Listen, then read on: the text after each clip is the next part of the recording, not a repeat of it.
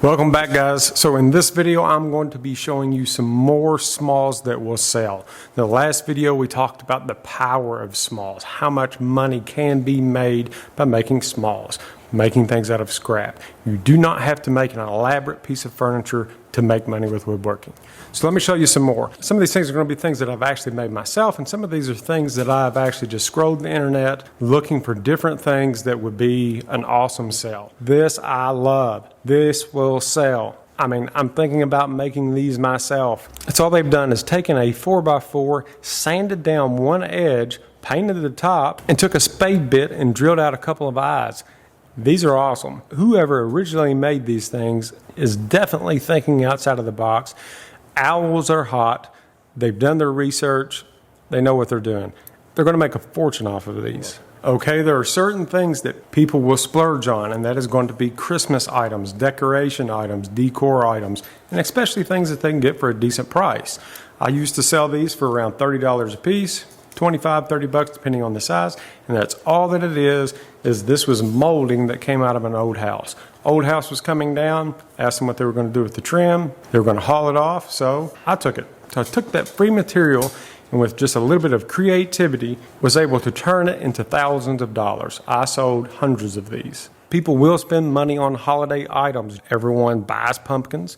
They spend a fortune on something that will eventually rot just for decoration.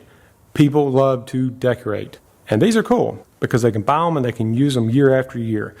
This is definitely a very low cost and high profit margin item, especially if you sell them in batches like this. Right now, I'd recommend if you're going to build these, buy fence pickets. Fence pickets are cheaper than any other type of material out there, and you don't really need anything wider than 5/8 thick, which that's the thickness of a fence picket for a build like this. You could probably build all three of these pumpkins using 3 fence pickets, and right now you can get pressure treated fence pickets for around $2 a piece. And we also spoke about coasters. Everyone likes coasters, especially if they're decorative, and everyone wants something different. Everyone wants a different type of coaster. They don't want the same thing that everyone else has in their house. These are super cool. Basically, instead of ingrain like what we did in the last video, these are just off cuts. These are just flat coasters. Now, I would seal these. It doesn't look like there's any type of a finish on this, but they've used what looks like pine. It's either pine or fir, and then they've just rubber stamped it. And you can buy these rubber stamps at Hobby Lobby, all different kinds. You can order them off the internet. It looks like they lightly painted it, rubber stamped it, and then sanded it down to give it that look. Afterwards, I would put some type of a clear polyurethane on that, just to make it pop and help to protect it from the moisture. But you see how they have actually tied it up with the grass string? This is what I'm talking about. Take that little extra step to put that little bit of extra detail in it, and that is what's going to separate your items from the rest of the items. Birdhouses. Yes, they've been done for years and everyone out there is making them, but that's where you come in, you put your twist to it and you make something kind of neat. Everyone loves birdhouses. This is one that I made years ago completely out of scrap. What I did was just made it a long type of a birdhouse, flat top, your typical red roofs, things like that, and then I put a square nail in the end of it, okay?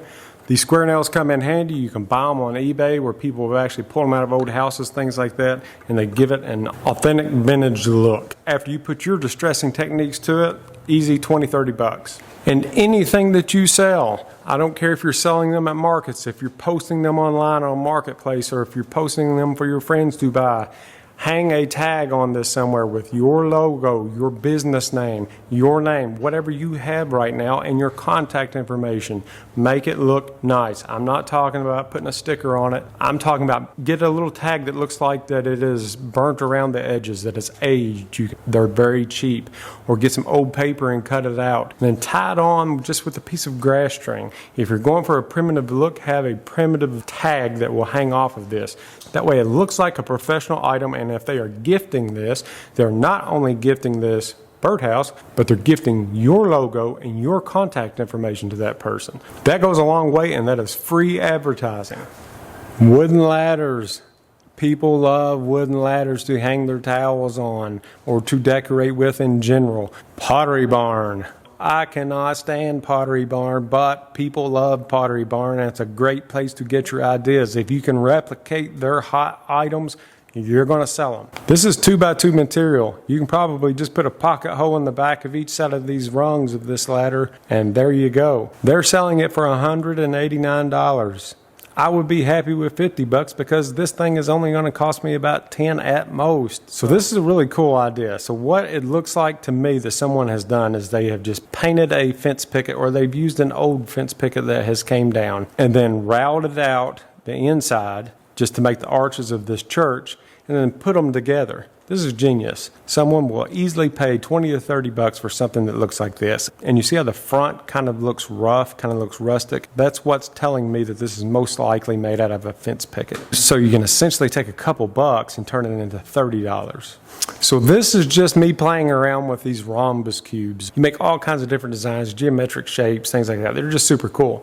But people are taking this a step further now, and they're building things like this. These are scraps for the most part, unless you're doing these to mass produce. But if you look closely at this one, this is all furring strips. Every piece of wood in this design is furring strips, and everything is cut on 45s.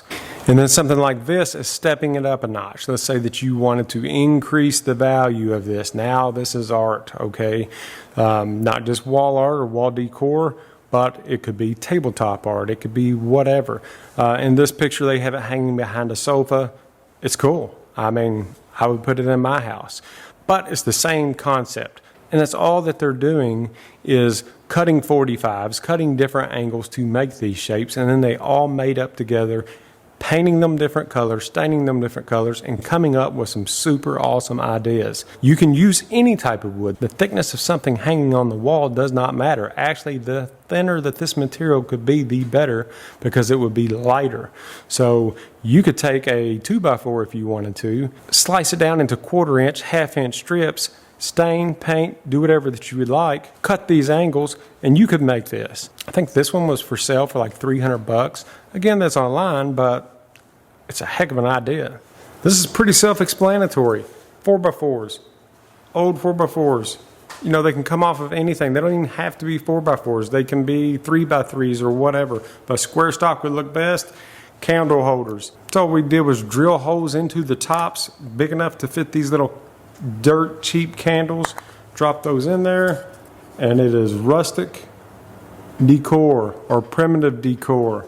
That is how you market these things. So in the last video, we actually gave the example of the power of selling smalls by saying, hey, how long would it take you to make a piece of furniture? If it's going to take you a week to make a piece of furniture, that's great. If you get $500 out of it at the end of the week, great. But how much could you have made also by spending the exact same amount of time making smaller items to sell? One big chunk is a nice sell. It's really awesome to sell a piece and get that money in, but you also need the fluid revenue coming in as well, and that's where the smalls come into play with business.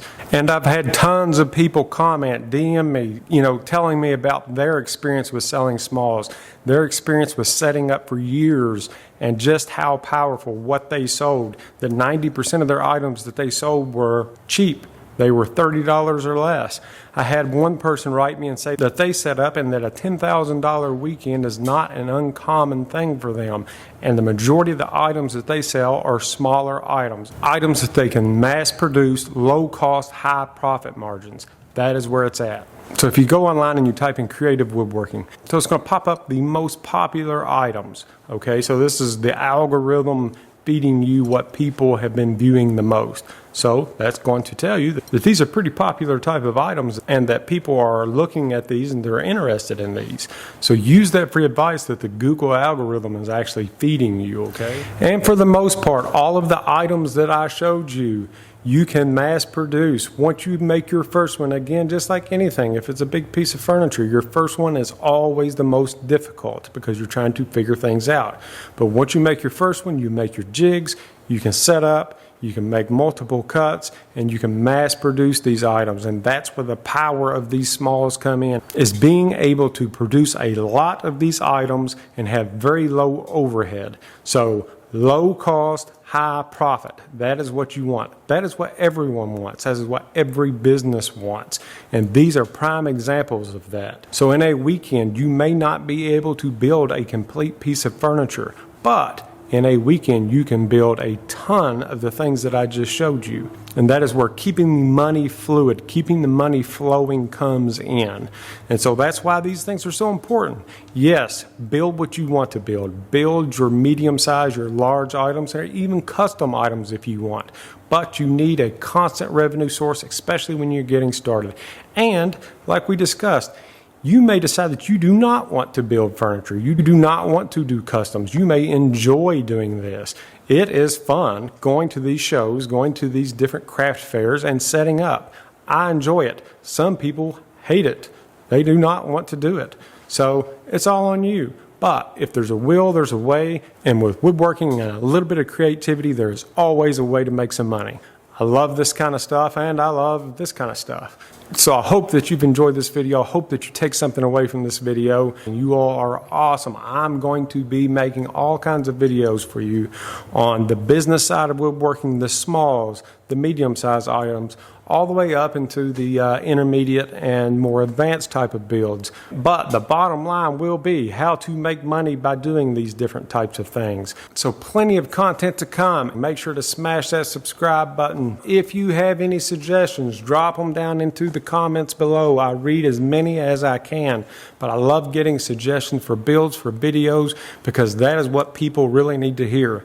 The questions that people are asking. So until next time, focus on thinking divergently, okay? This is your homework. Create something completely different and go out there and make that money. See ya.